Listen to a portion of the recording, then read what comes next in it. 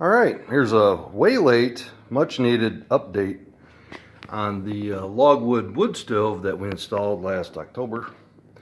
And I did a cleanup video on it using cooking oil that did clean it up a lot and took the rust off.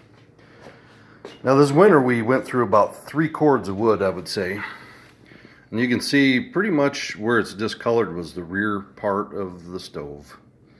And I have a digital thermometer probe, and it had some temperatures approaching 800 degrees a few times.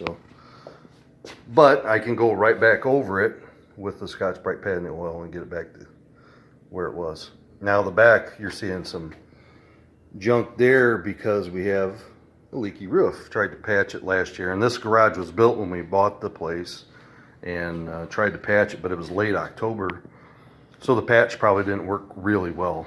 So we'll have to do it again, or we're thinking maybe going to gas, because this is a whole lot of work doing this. But you can see the stovepipe here where it's burned, you know, as the heat gets up, and then you get to the top. I had to it's a 6-inch stovepipe, and the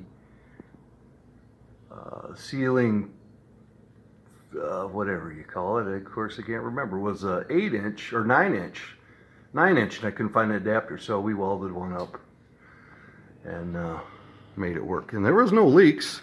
I did use some stuff in a tube that was supposed to seal up the gaps, but it just fell right out as soon as it heated up. It was, you can see some of it right there, and stuff is garbage. I wouldn't recommend it. It's a fireplace sealer, and it was just gross.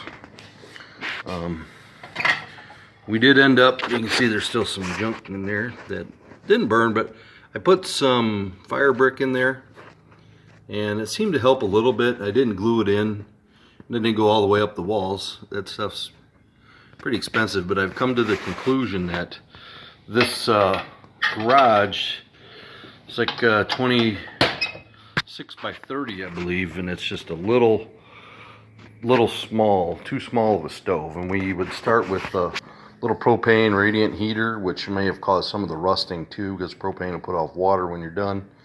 And I also had a kerosene powered turbo heater. You can see more of that sealant stuff there. But would I do it again? I don't know. If we do, we're getting a bigger stove, because this one's just too small for this garage, and we don't have a ceiling in here.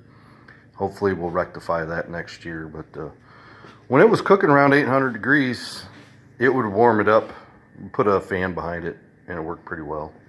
Another thing I'd like to show you is this wood splitter here, which is a Harbor Freight piece. We'll do another story on that, but that really saved our butt, because we were doing it by hand with a masonry chisel before. But there you go, my way late update on how the stove looks. And again, if you put a Scotch-Brite pad and some oil on it, you'd be just fine. So like and subscribe if you would, and thanks for watching.